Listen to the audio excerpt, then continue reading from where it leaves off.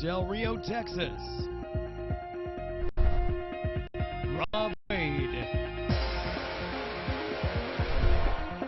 and Robert Garza.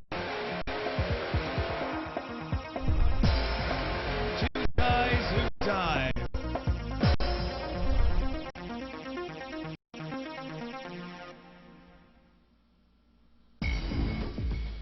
This episode of Two Guys Who Dive, Sunday, 15 April 2012. Episode 11, The Keys to the Kingdom.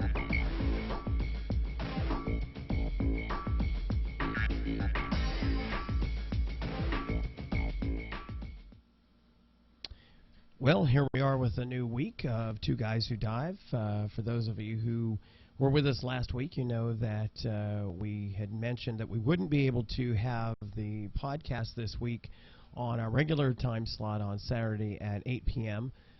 Due to some out-of-town commitments, which I'll just share a little bit about with you. You'll see at the moment it's just me in the studio here. My co-host, Scuba Bob, is running late.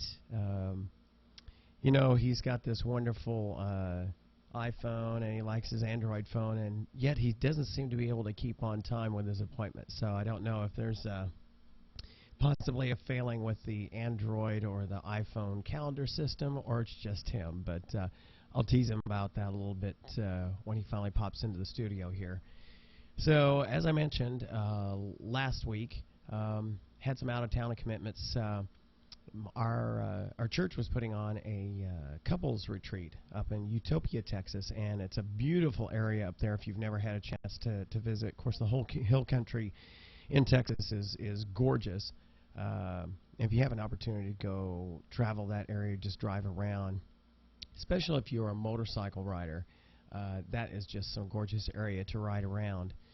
So we were up there at Utopia on the River, which is a smallish. Oh, here he is. It's a smallish resort. Has about 12 little rooms in it. It is on the river. It's gorgeous.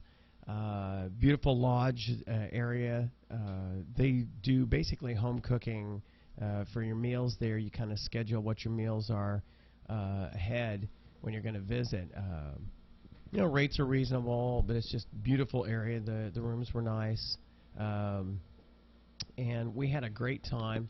A number of couples getting together and just kind of have an opportunity to kind of share some fun times. Did a couple of games, kind of like the newlywed game. It was the not so newlywed game, which was a lot of fun, but it was a very relaxing time. Did a little bit of just the whole around the campfire thing, which was neat.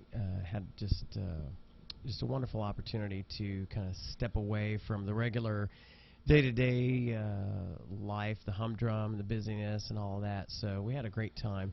And so now, better late than never, in the studio, hopped into his regular spot, is Scuba Bob.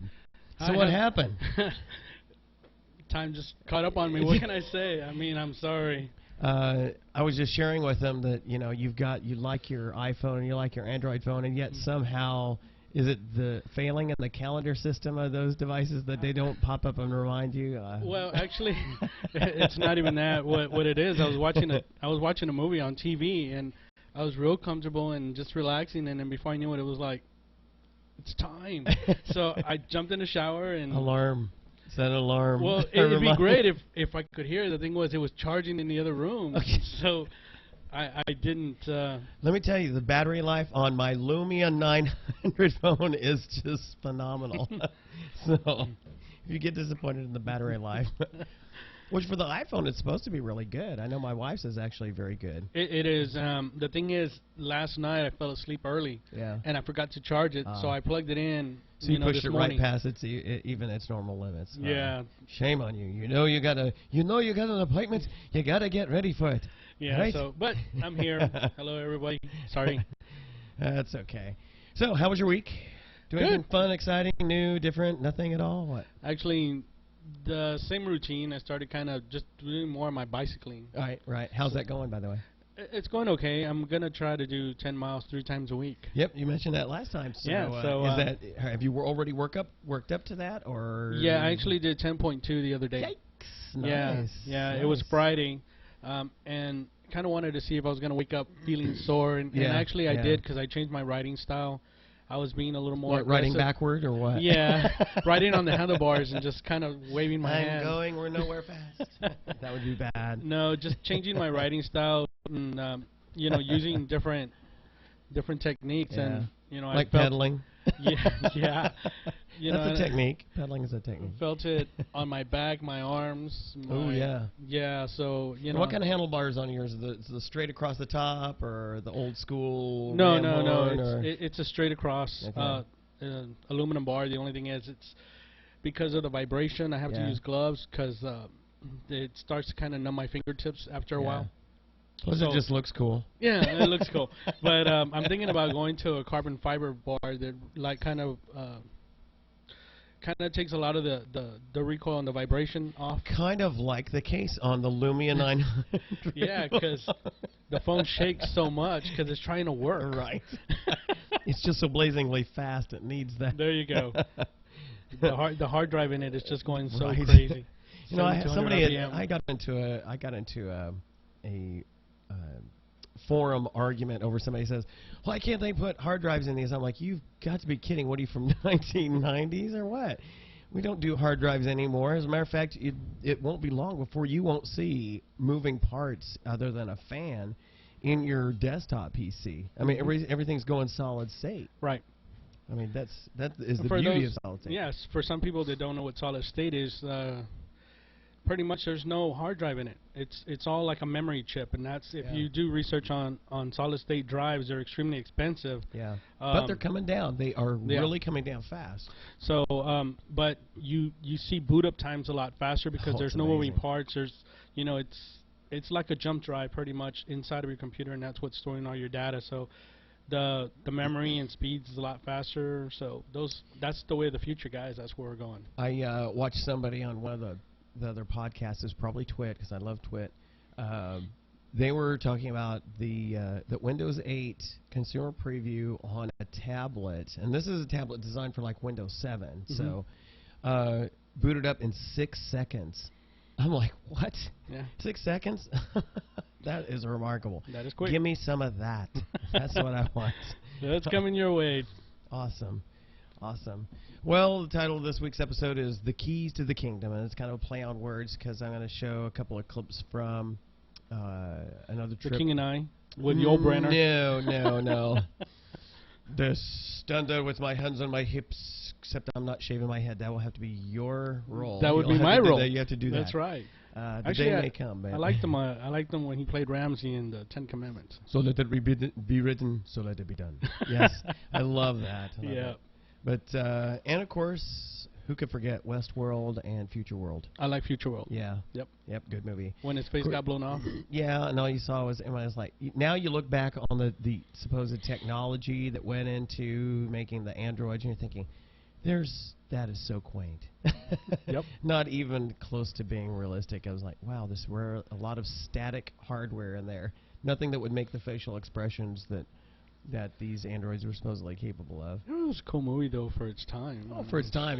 nowadays they could do, well, you look at something like iRobot, and now they could probably do the Westworld or Future World now as a remake. Somebody is already probably thinking of that, because everybody's doing remakes these days. They probably already, they would really do a good job with it. Yeah, the Titanic's back. Don't even. In 3D, like I said last time, the only really good 3D part on there is probably going to be Leonardo DiCaprio standing on the bow of the ship going, "I'm the king of the world!" And it'll be in your face, and all the girls who really like him, Lord knows why, will be like, "Oh, I can nearly touch him. No. Sad. Get a life. Get the Bieber out of you. Oh my! Don't get me started with that. Because I mean, supposedly he's a good Christian kid, and he's talented. So I hear, but I've tried to watch a couple of the YouTube videos of him. I'm like, First, it's like so dripping with molasses. I'm like, yeah.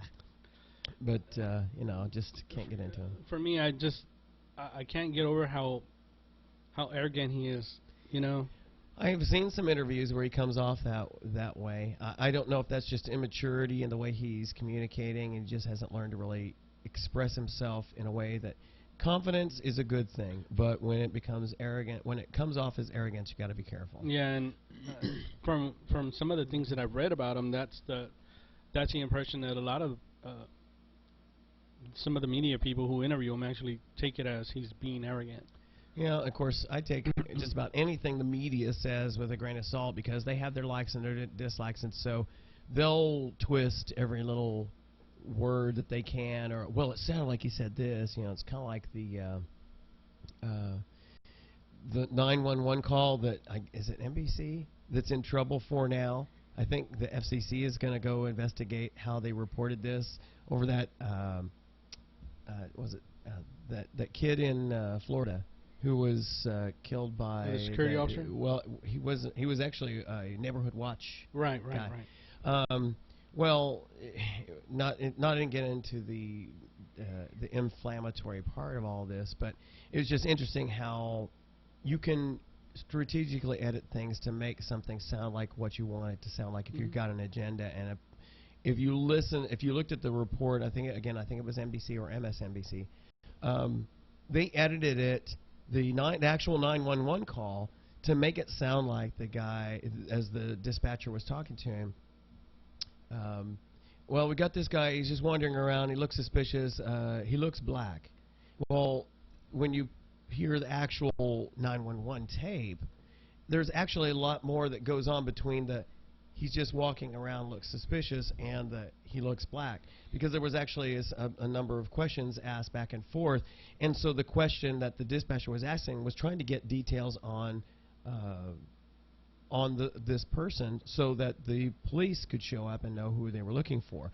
So it was an actual fair, anybody would follow this line of discussion and not think there was any racial thing in it. But clearly, NBC had an agenda they were trying to put, and so they strategically edited it. So, it's just, I say all that to say, as with anything digital these days, you can edit it, Photoshop it, whatever you want to make something appear or sound the way you want to. Right. So that's where integrity in everything you do is just so important. Whether it's as a scuba instructor, as a dive master, as a diver to your buddy, you got to have integrity. Whatever you do in life, have integrity. Don't do things that would leave you open for backlash because somebody thinks you have an agenda. If you're just straight up and honest with people, then how they interpret it is how they interpret it. Let the chips fall as they may, as the saying goes. Exactly. Yeah, that's the right thing. And say that's what I like about you. You have integrity. Oh, thank you. Yes, that's one of the things I noticed about you right off the bat. You would not have the experience you have, for instance, in law enforcement without a pretty fair amount of integrity. Yeah, and it's a shame because people tend to fall victim real quick to a lot of the stereotypes. Well, not so much a stereotype, more of the temptation that's out there. In somebody in my field, and it's out there. Yep. So you really have to kind of control that. And if those of you who are police officers out there, you understand what I'm talking about. Yep.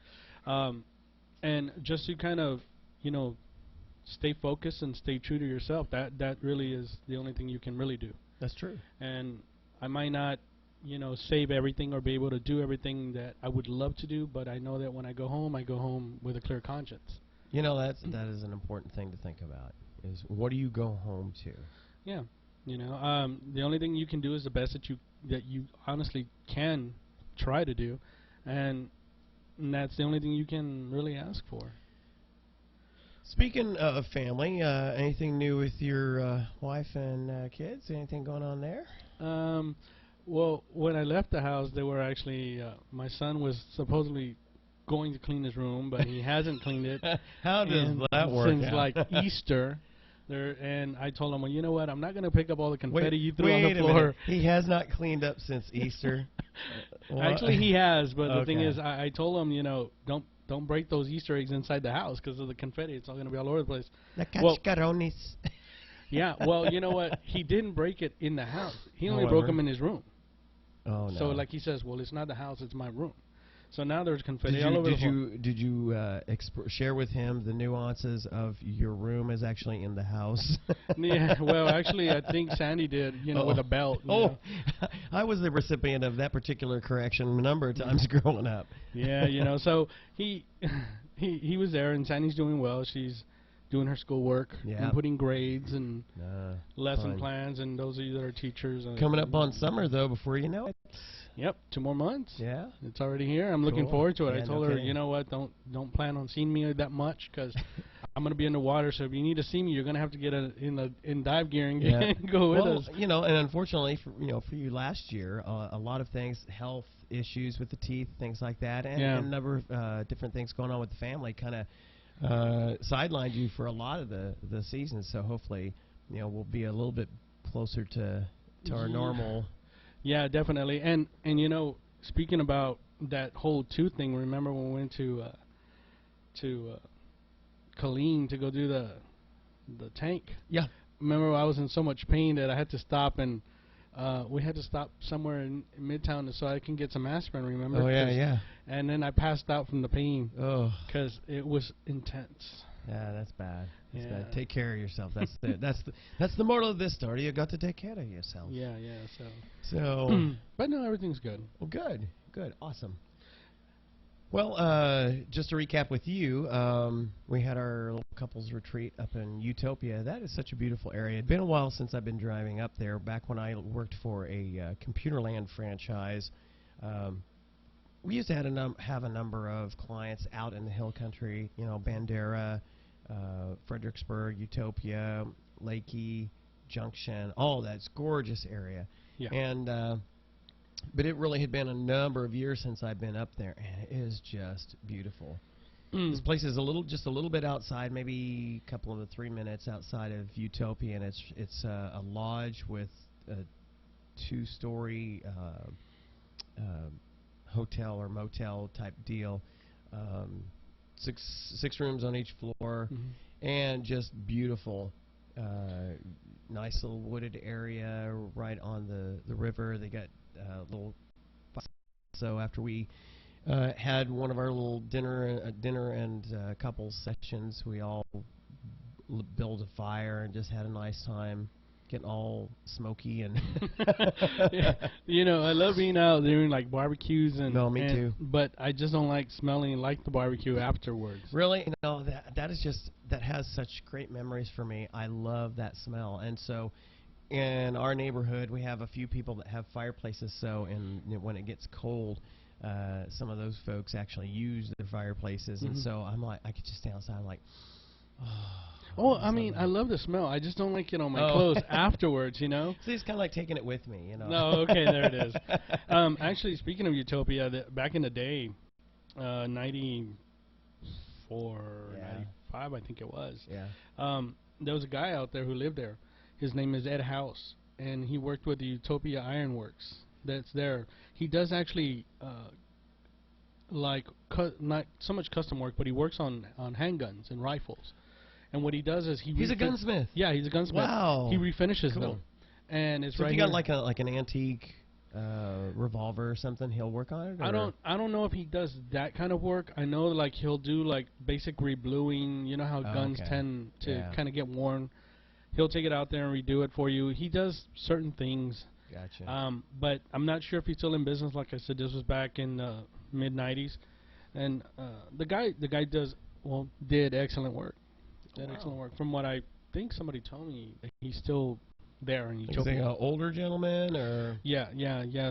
I don't know exactly how old. I don't want to throw a number out there, but yeah, be careful. Yeah, because I'll be 50 this year. Oh. Yeah, the big 50. Yeah. Hey, 50's here. 50 is here. I'm curious to see what you're gonna do for your 50 birthday. I don't know. Hopefully, it'll incorporate a dive because that's October. So I say we do it. Yeah. I say we do That's it. right. We'll do we'll do a birthday night dive. That'll be good. There you Yeah, go. we'll get in the water at midnight on from the 14th going into the 15th. That'll be the first thing I do. That'll be awesome. Yep, right at midnight. I wonder what that falls on. Let me call up the calendar here. Oh, the dogs are going nuts. Somebody must be driving by or visiting. Let's see. The 15th is on a Monday, so that would actually work. I could. Oh no, it wouldn't. Yeah, it could. I could. Yeah, after church on Sunday, I could. We could gear up for a night dive. For a night dive, just have everything ready and Just everything ready and jump in the water, do a quick dive, and then I'd get a couple hours sleep before work. yeah, like an hour. Yeah. Well, I'm a 4-hour a night kind of guy anyway. So if I get less than that, boy, I am cranky. It's tough for me, but and every once in a while, 4 hours. Yeah, I know. My wife's like, oh, I don't know how you do it. As a matter of fact, she's trying to take a nap right now. With of course the dog's going crazy. She's probably like, shut up, what are you doing? Oh. Yeah, she hates it when they go nuts. Of course, when I go to sleep, if it's 4 hours, it's got to be a solid 4 hours without an interruption. And so she just doesn't understand how I can possibly not hear all the stuff going on around the house with the dogs, everything. She's like, how did they not wake you up? Like, when I get my 4 hours of sleep, I'm down for the count. It takes a lot. They would have to like hop up on me and start licking my face or my nose or something to pull me out of a sleep. Well, it's funny. When we were going to do the EFR training, and I was talking to you. We were in the motel room and we were talking about getting ready for the class and everything, and then all of a sudden, he's like, all right, well I'm gonna retire now. So he lays down and I'm like, hey Rob, and we were talking, and then there was a brief pause, and then all of a sudden you're out. I'm gone. Yeah, I'm like, that was quick. Yeah, when I'm down, that's it. It's like sleeping, eating, all that stuff just gets in the way of me doing stuff. I mean, don't get me wrong, I like to eat, but it's just like the time it takes to stop what I'm doing and go fill my stomach. I'm like, I gotta stop. I hate that. Sleeping the same way. It's like, oh, why am I? Because you get that first. It's you go into the tired mode where you're having a hard time concentrating, and I hate that. So I'm like, oh, I'm trying to focus, and it just takes you longer to try and do something. And so you end up just finally succumbing to it and going to sleep. And I'm like, oh, I could get so much more done if I didn't ever have to sleep. It'd be great. Yep. Did you happen to notice when you walked in an interesting sound? An interesting sound. Yeah. I slid across the floor. I mean. Oh well. If you look on the wall here, and the folks in our audience can't see this, but my wife ordered me a surprise gift. Oh yeah, Does it look see familiar? that? It does look familiar, and you know what? She beat me to the punch because I actually saw that on Star Trek's website. Yes. What she got me, my wife loves me a lot. She got me a authorized device that basically looks like the wall panel you typically saw all over the Enterprise on the original series, that had the little intercom thing, and you push the little button, it had the little comm whistle that would go on. I mean, it does that. It also does the red alert, but it also has the door whoosh. It's got a motion sensor on it, so when you set it in a certain mode and you walk by the door, it goes whoosh. It is so awesome. I was running in here. I didn't really pay attention to it, but I see it now. I was like, my wife loves me. She goes, I can't tell you what I ordered you. I'm actually was going to get you the desktop one. Oh, really? They make a desktop They version? make the test. Yeah, the little one with the little light on top. Oh, like on the chair. Yeah. And the little the little one. Yeah, you would really like me if you got me something like that. Yeah. That's awesome. So yeah, I'm a big Star Trek fan. As am I. Yeah, there's just something about. How ironic is that? I mean, we met each other. We think so much alike. We love the same show. I don't know. That's just weird. It is, but it's awesome. That's why we have so much fun doing the show and diving together and all that good stuff. Okay, so we covered a lot of stuff last week. James Cameron's famous or infamous deep dive there.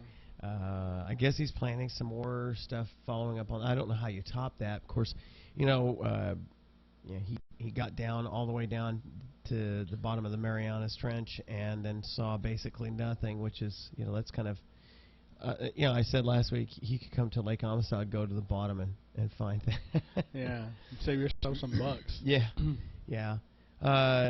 Haven't been out to the lake since the last dive I did a little over a week ago, so I don't know if the visibility is still the same or what. I don't even know if the lake is coming up, etc. But definitely want to try and get out there sometime this week. So, all right. So the title of the episode again, "The Keys to the Kingdom." We've been to the Keys a couple of times now, and just have such a great time. The Florida Keys are a treasure trove of diving for the continental U.S. You know, because it doesn't require. It's one of the largest reef systems that's well preserved and very easily accessible, and doesn't require you to have a passport to go to, which is awesome. So when you're shorter on funds but you still want a wonderful experience in diving, it is just a great opportunity to drive or fly, whatever you want to do. We've done it both ways, to enjoy some fantastic reefs as well as wrecks. My favorite thing is the wrecks. Tara's favorite thing, I think, is the reefs. Shopping? Yeah. There is tremendous shopping there, though it's so expensive. It's very expensive. Of course, we do have some family in Florida, and I have a friend of mine who I went to high school with who lives in now. Well, she lived in Boynton Beach. Now she moved a little bit further north. But, you know, all those towns run together. Once you get past Orlando and you're driving down the eastern seaboard there of Florida, all those towns seem to run together. You can't tell where one ends and the other one begins. But this last trip that we did to the Keys, we actually did go one day to Key West. I'd never been to Key West before. And you saw the video last week of the Vandenberg, which was awesome dive. But there are tons of other wrecks down there. I've got a map here of the Florida Keys. So if you look, most folks do a lot of their diving in the Key Largo area, the large key, which is the first one coming off of Florida City. Basically, you've got this very thin, potentially wet road that comes off of the mainland there of Florida to the first key, and they've been doing a lot of work on that. They were doing a lot of work on it the time we were there. And matter of fact, our hotel was in Key Largo. And you see there's a number of the bigger, I mean, there are a lot more dive spots than what you see on the map, but those are some of the more popular sites you see as far as wrecks and reefs. Mostly, it seems like a lot of the wrecks there. We've done the Benwood, we've done Molasses Reef, we've done the Elbow, we've done the Dwayne, we've done the, I can't believe that I don't see it on there, the Spiegel Grove, which is probably the most famous wreck there. Then you move your way along the Keys there, and then we down at the very, very bottom tip there, because it's so new, they don't have the Vandenberg. It's literally right off the tip there of Key West. But just awesome, awesome diving out there. And so I've got a couple of videos I want to throw up there. Let's look at clip number 1. Bring the volume down just a little bit. Now, what's so cool about this is they typically put flags on some of these wrecks, ships that are down there. That looks cool. When the current is moving, those things are furling like they're unfurled like they're in the breeze. But you can see the Spiegel Grove has been down there for about a little over a decade now, I think. and all the growth that's on it.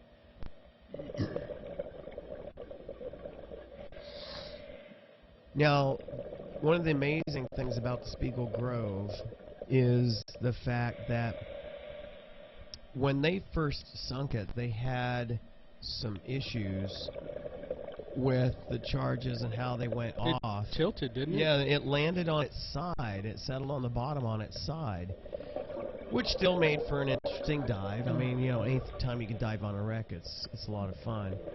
But then when I forget which hurricane it was, Andrew, I think, was the big one that came through, and it literally righted the ship. I mean, you think about this thing that is down in 200 feet of water, 150 feet of water, and a storm comes through and stands a ship that's 500, I think it's 500 feet long, stands it up. So, of course, that whole side that was settled on the bottom was completely clean. It didn't have any growth on it. So it's weird. You look at the ship shortly after that, and you see really old growth on most of the ship, but then one side it's really new growth, which is kind of cool. Beautiful, a lot of fun to dive on. I got tons of video from that. That was my, not this particular dive, it was when we went in '06 and dove on the Spiegel Grove. That was Tara's first wreck dive, real deep dive. You know, we'd done some obligatory deep diving here as a prerequisite. They said if you're going to dive this, she has to have done at least a couple of deep dives. So, you know, we went out here to Amistad, which is really easy to do, what qualifies as a deep dive out here. Not nearly as fun, but she was able to do it. And so we went out there, and she just had a great time. I mean, it was just awesome getting to do the swim-throughs, because they cut the ships open, open up a lot of all the doors and things like that. So you literally have areas where even if you're not a certified, you know, wreck diver, you can safely swim through, because there's easy egress and ingress there. So, which is something we need to get you doing, man. We need to get you out in the... Well, we need to go out there. Yeah, need to at least get down to the Gulf Coast here in Texas. The Clipper? Yeah, we got the Texas Clipper, a number of other little wrecks here in Texas we need to do. I've never been diving in the Texas Gulf Coast, which is kind of depressing. Well, they say that visibility is questionable at times. I'm not really sure. Well, it definitely was that time we were trying to get a trip out there, when the oil spills. Well, no, that wasn't so big a deal. But the year we were literally a day away for going. We were the day before. Everybody was all geared up to go, and the dam upstream in the Rio Grande had broken, and all that water came rushing down, and they had to open up all the gates here and let it all. They literally let all this flooding rush all the way right out to the Gulf, and so it washed so much mud and silt and everything in the Gulf. The guys running the dive operations down there said, don't even bother. The visibility is almost zero because of all the stuff that's being washed into the Gulf right now. So, it'd be nice to be able to pull something like that off this year. Yeah. You know, for a couple $100 and then whatever amount for, you know, room and food and stuff like that. You know, it's worth it to take a trip like that. But now, of course, it's not all about wrecks, diving in the Keys, some other wonderful spots. One of the reefs we dove on, I want to say this next clip is from Molasses Reef, or it may be Elbow. But where's the Christ of the Abyss located? Oh, you know what? Next week I'll put that video up. I've got some great video of Tara and I swimming. That's in Key Largo. Okay. And that's shallow enough you could snorkel it. Yeah. Yeah. Matter of fact, in '06, and I think I may have some video of that too. In '06 when we went there, and that was the first time Tara had been in that kind of diving. Her twin sister, we were also in Florida for her niece's wedding. So her twin sister and their family we were all staying up in Boca Raton, which was some decent diving too. That's drift diving because the way the current moves along, once it hits the eastern seaboard of Florida, it pushes up. And so that's all drift diving, which was fun. We saw a monster turtle there. Huge. It was huge. Got a gun to it. It was unbelievably large. I mean, the shell was almost as big as a VW. I mean, it was just huge. So they did one of the days they came down and actually did some snorkeling. They went out with us and did snorkeling while we were doing diving in the shallow areas. So, but I do have some pretty good video of the Christ of the Vista, and that was pretty cool. The history on that, which I'll save that for next week. We'll share some of the details of that, give you the history of the statues. Yeah, it's a reason to come back. Yeah, it is. That's right. We'd love to have our guests. And still nobody in the chat room. I'm just really disappointed. So anyway, this next clip, it was I'm pretty sure it was either molasses or elbow, and Tara and I kind of separated from the group. I've got pretty good navigation skills, so once I knew what the lay of the area was and how, of course you stick with your times and all that stuff. So we kind of investigated a couple of the reef propers that were out there, and I spotted a eagle ray, a good size one. On the run, and this is the video I got.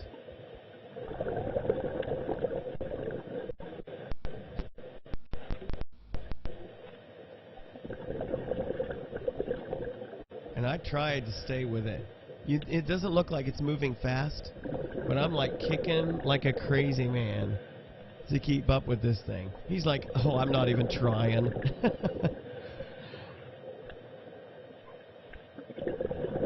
But it was beautiful.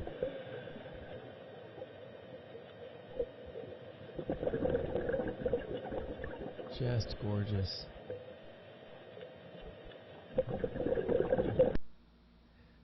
I love seeing stuff like that. I don't see rays too many times out in those places. If you go to Grand Cayman, of course, they have Stingray City, which is a very, very shallow reef, or shallow sandy area, a little cove that most people can stand in. I mean, that's how shallow this is. And all these little rays will come up to you. I mean, they're so used to people. You can, the big thing is kiss a ray. I don't know why you'd want to do that, but but they do that. But they're so used to people. I mean, they just come up for the food, Yeah. And what you got to be careful as a snorkeler, and I think that's all they let be in there as snorkelers. You got to be careful because those things will like come over you and cover your snorkel, which is amazing. And they're like suck onto it like a straw. Here, let me suck your brains out.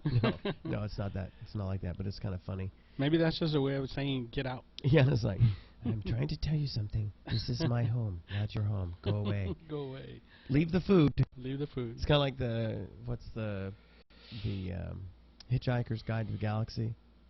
Thanks for the fish. Yeah, thanks for the fish. The dolphins leave. The dolphins. Which was a pretty good movie adaptation of the book Hitchhiker's Guide to the Galaxy. But that was pretty awesome. You know what I think I may do is, because I promised last week I would do my little commercial. If you wouldn't mind handing me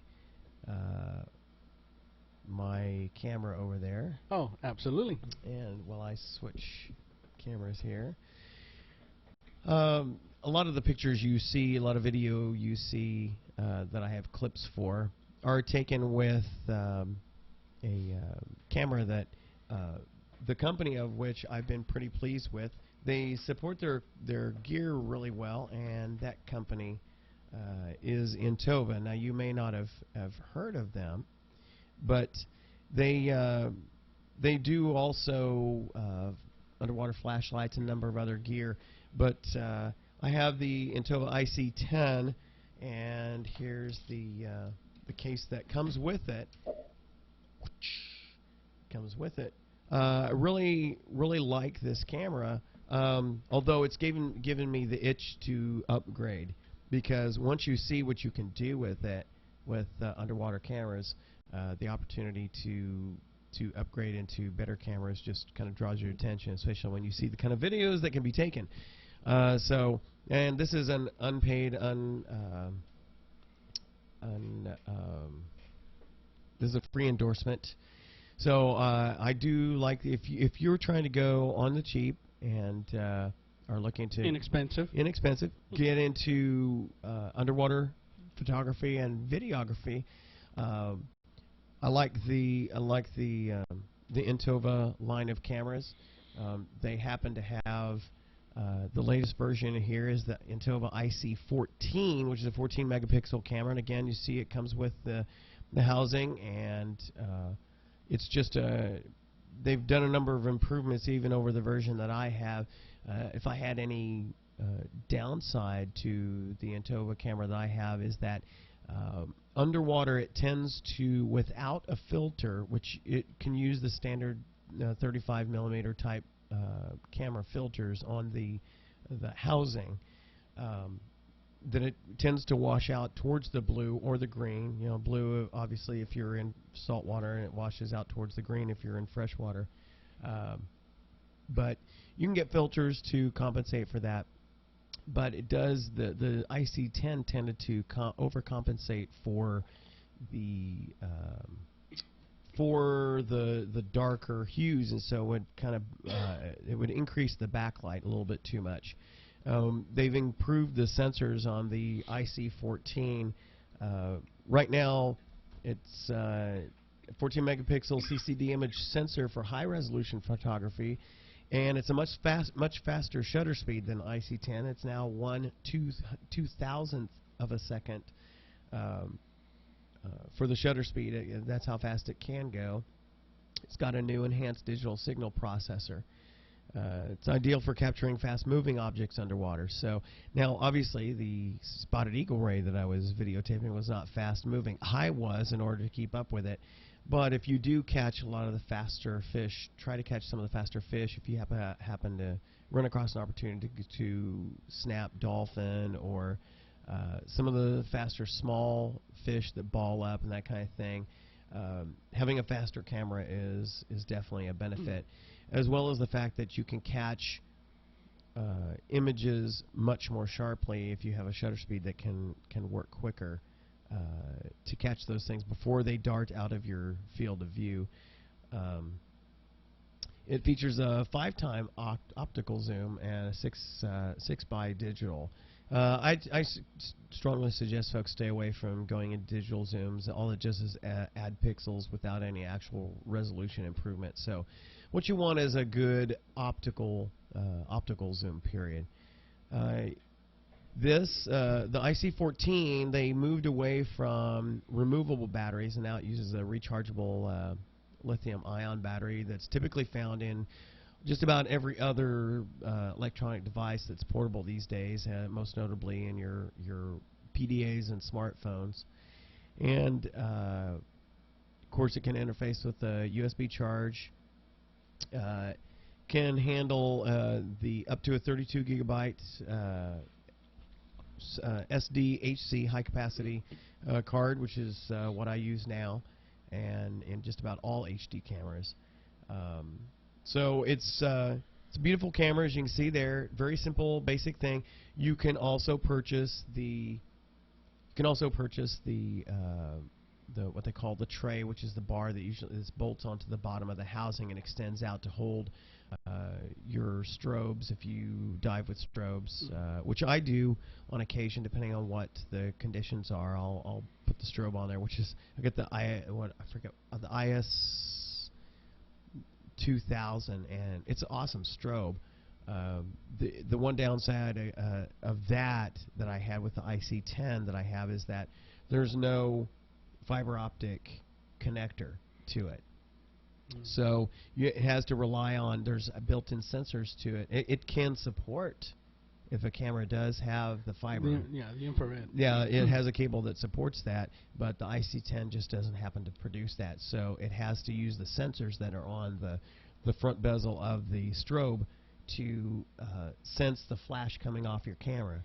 So sometimes that can get out of sync. So that's the downside. I definitely prefer cameras that utilize the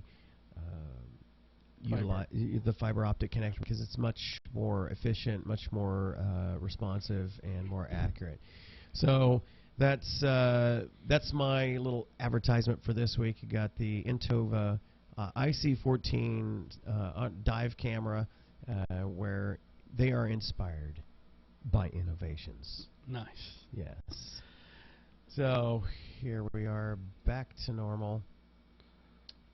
So next week is all on you, man. You got to come up with. No pressure. I'll try to outdo this one. So they raised up the flash, so now it's a lot quicker in taking pictures. Yeah. Which, you know, what's interesting though, once I realized that this did a pretty decent job with doing the video, and it included the audio, as you could hear from the shots, the clips that we put up. I use it more for video than I do for pictures. Videos are cool. I mean, it's nice to take pictures, but when you catch a video, it's just so much better. That's neat that it's the new version of it. It takes quicker pictures. This way you can actually catch the barracuda before it bites you in the face.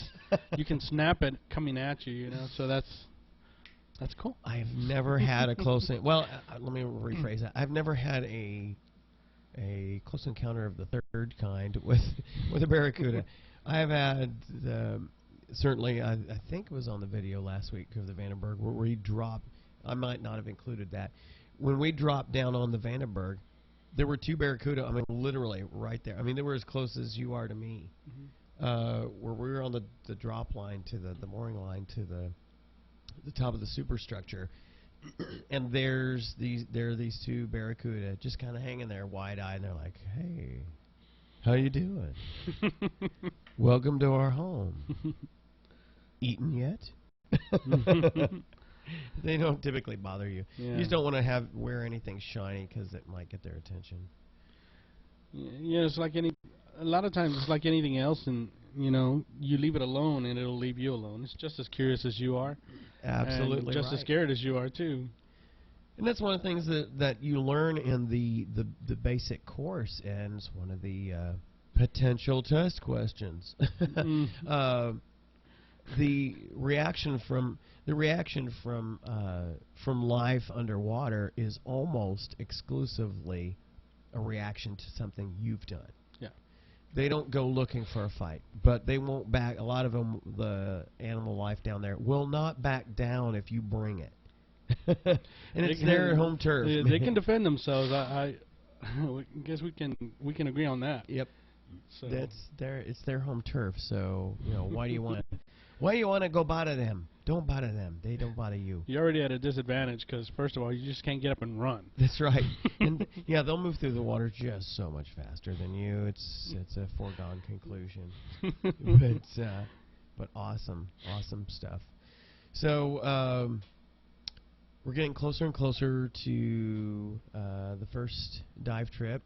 Before we know it, June's going to be here, and we'll be going on the first Balmorhea trip. Definitely encourage folks that are in the Del Rio or Southwest Texas area. If you're going to be going on this trip, you need to contact them. I'm sure all the rooms are taken now, and the campsites are going fast. So if you're interested in meeting up with us to do some diving up at Balmorhea State Park near Toyavale, Texas. Right there. Yep. Yeah, he's wearing the famous logo and hat. If you notice, he changes hats like some people change underwear. And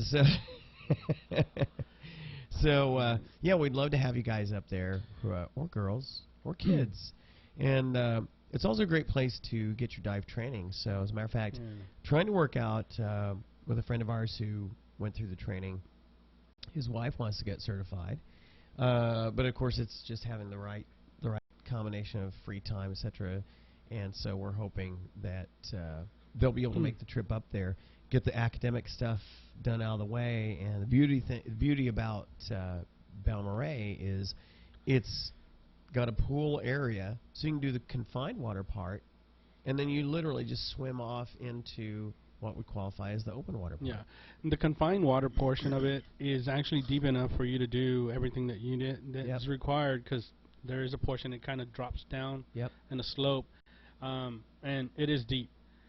You can't stand. I'm 5'10", and when I stand up, I mean it covers my head, so it's at least awesome. 6. Yeah, so It's nice. Yeah. How's the conditions there? Is the water like? Are the amoeba still biting or? You know, that reminds me. As a matter of fact, I'll probably check the website. Let's see. The So we can find out. Yeah, they had an interesting situation that kind of killed. We were planning for April or May trip, and unfortunately, I went to their website to kind of start doing some reservations for the Balmorhea State Park.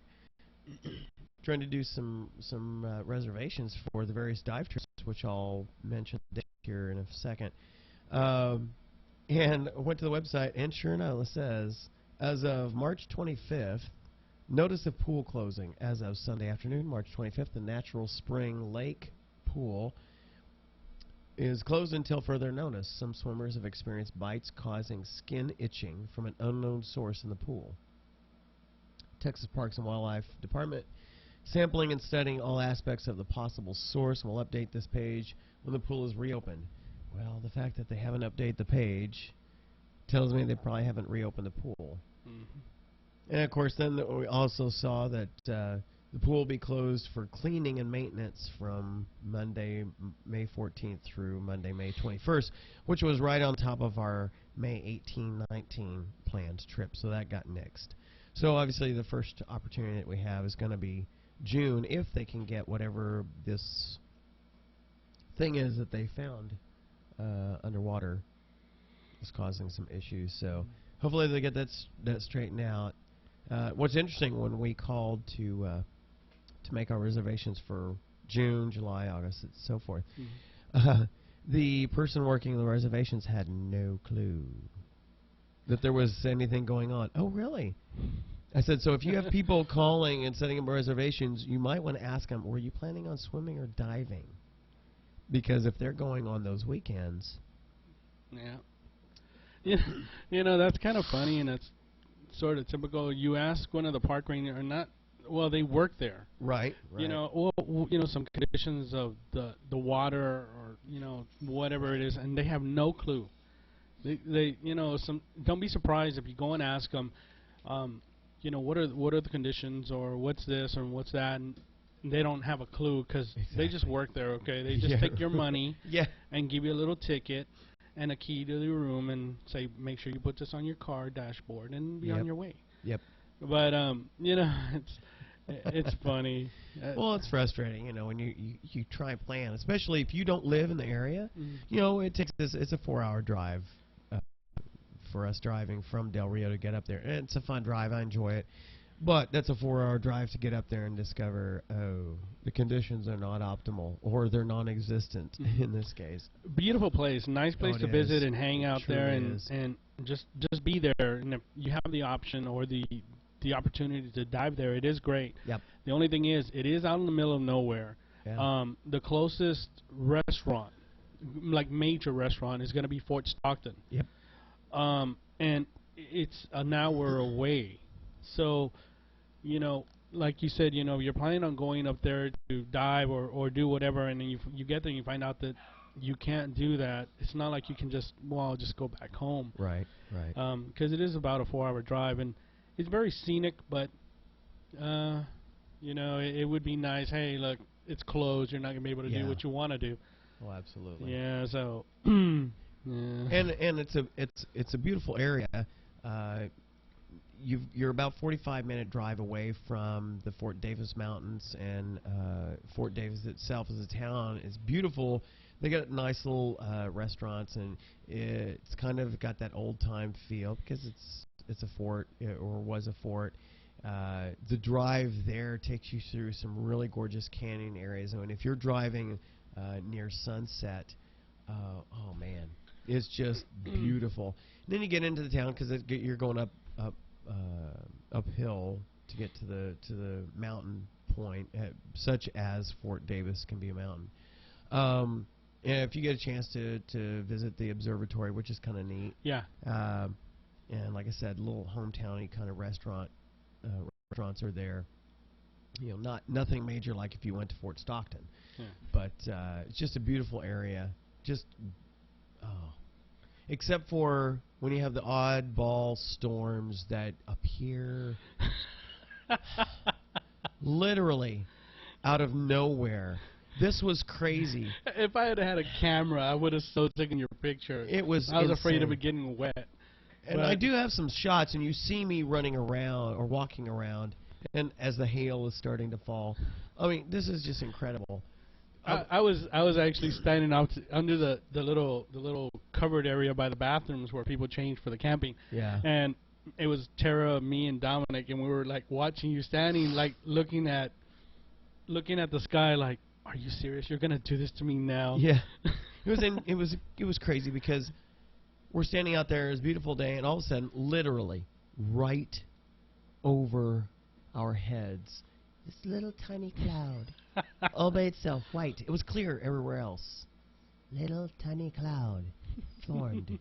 Then it grew bigger and got darker.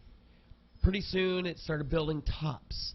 And I'm looking on satellite, and it's showing nothing anywhere else but right here. But it's getting the darker shades of green, then turning yellow. And it's right over us, and then pretty soon And it got red. And it got red, and then the hail came. I'm like, what? So everybody's like running for the cover, and there's hail coming down. I'm like, no. You got like a 10-minute break in between, and then you hit the water. Yeah, I did. I'm like, okay, quick.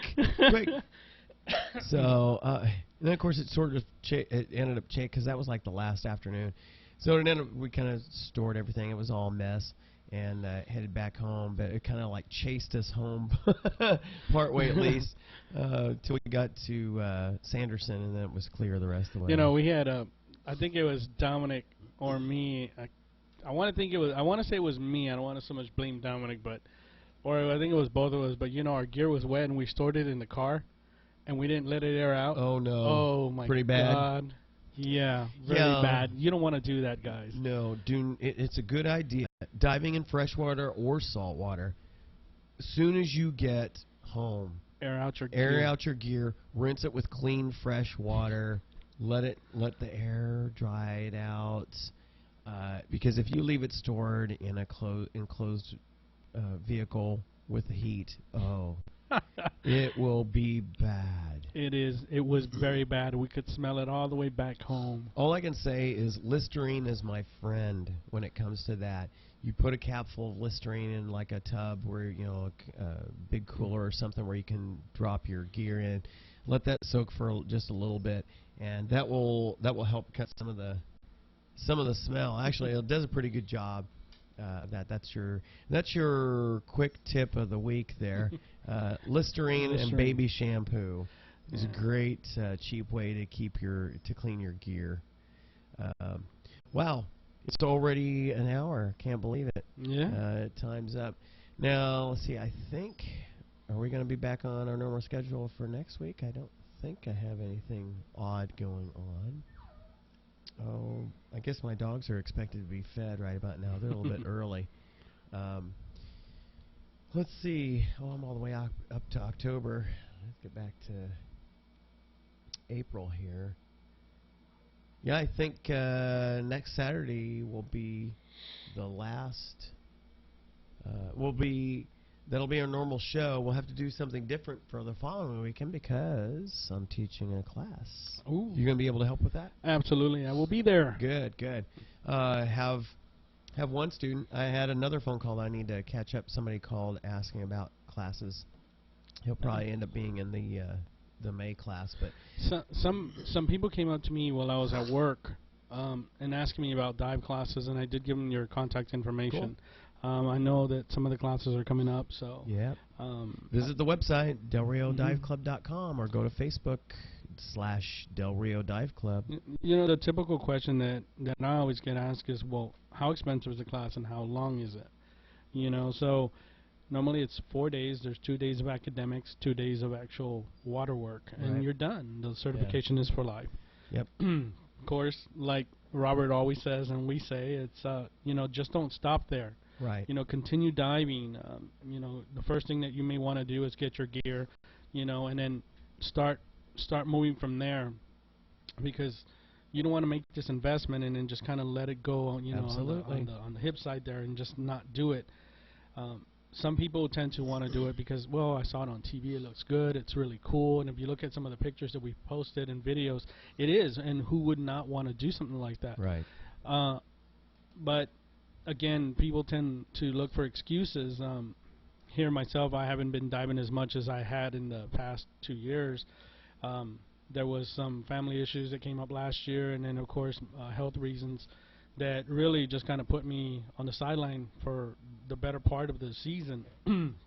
But I'm hoping that this year I can actually make up for all of that and finish some training that I actually started a year and a half ago. So kind of want to get that done. And the other part too is, you know, come out and dive. We always want people to dive with us.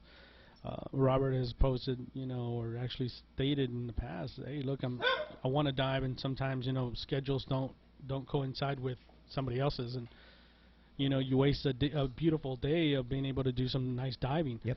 And so I know Robert has already started looking into gear to where he can dive, you know, independently by himself and have, you know, some type of backup redundancy, so in case he run into a problem.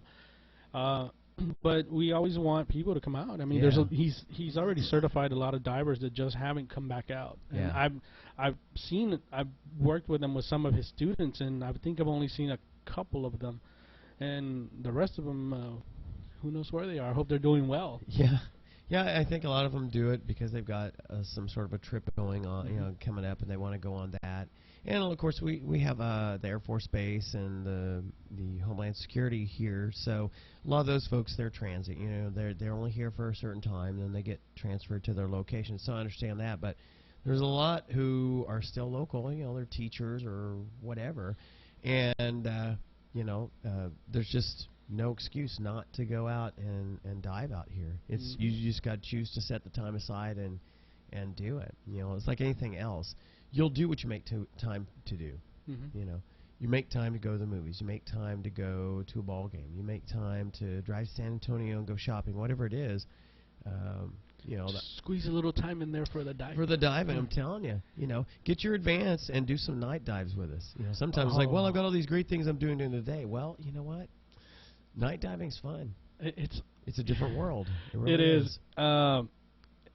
I remember I was a little nervous when I first did my first night dive, and it was during the advanced diver course that I did. It was a requirement. I was somewhat, I don't want to say I was nervous because I don't get scared that easy, but I was a little antsy maybe. You know, there was something, I felt something. But the minute I hit the water, it was kind of like, yes. Yeah. And now it is actually my favorite thing to do is night dive. And people ask me, well, you know, what if something attacks you? I mean, you know, like an homicide? Yeah, I might get attacked by a giant catfish. That'd probably be about it. An albino catfish. An albino catfish. But it is so relaxing. And then Robert was like, we got to do this when it's raining. And we actually came up, and it was raining one time, and sitting, you know, floating out, you know, with your BC inflated, all the lights off, and there was three of us. Yeah, well, because Monica was with us. That's right. And we were just out there in the middle of the lake, pitch black, with the rain just coming down on you. It was beautiful. It was awesome. So peaceful. Because, you know, there's no boaters out there, and so it's so quiet. You don't hear the underwater or anything like that. It's just so quiet. It's you know, beautiful. and if there are any fishermen out there watching, please do not go inside the cove. Yes. Even though they now have the big sign there, it says no boats.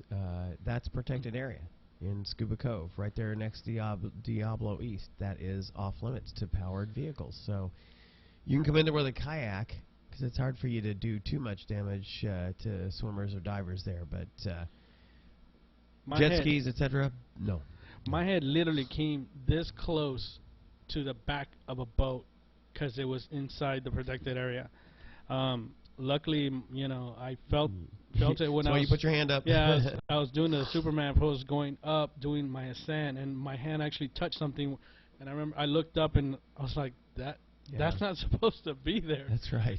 We knew we were in the open water part of the cove there. So yeah, so So, well, that pretty much wraps it up for this week. So you've got the I got a commercial next week. You got the commercial next week. So make sure you send me enough information so I can build you a little graphic and everything. So without any further ado, we're done for this week. We'll see you next Saturday at 8 o'clock Central Time. Be sure if you're watching the show live, just jump in the chat room because we do like to interact with those who are watching. And field your questions or just hear your comments on different things. Or just drop in and say hi, just so that we know that you're there. Yeah. Yeah. Lurkers are what they are, but, just let us know that you're watching. Also, for those of you who are divers or even non-divers, if you'd like to be a guest on the show, we do have additional microphone and setup here for a guest. We'd definitely like to have somebody on board now. We might be able to get one of my good friends to guest on after he's been on a dive. He hasn't been out in the water for a couple of years yet. So, the Baron? No, another closer friend than that. No. So we may be able to get him out in the water and then have him come in and talk about getting back in the water after a couple of 2-year hiatus there. So great. Yeah, awesome. So again, check out our website, delriodiveclub.com, or our Facebook page, Facebook/Del Rio Dive Club. If you're interested in joining us with our for one of our Balmorhea trips, we've got June 15th and 16th, and July 13th and 14th, and then August 17th and 18th. We'll probably have some other dates later as well into September and October, but we might be trying to push a trip down to the Texas Clipper at that point because they say that's a good time of the year to be going down there is August or September. Tell you, folks, bring your gear and I'll bring the Benadryl for the bites, okay? There you go. There you go. So, look us up and we will see you next week on another episode of Two Guys Who Dive.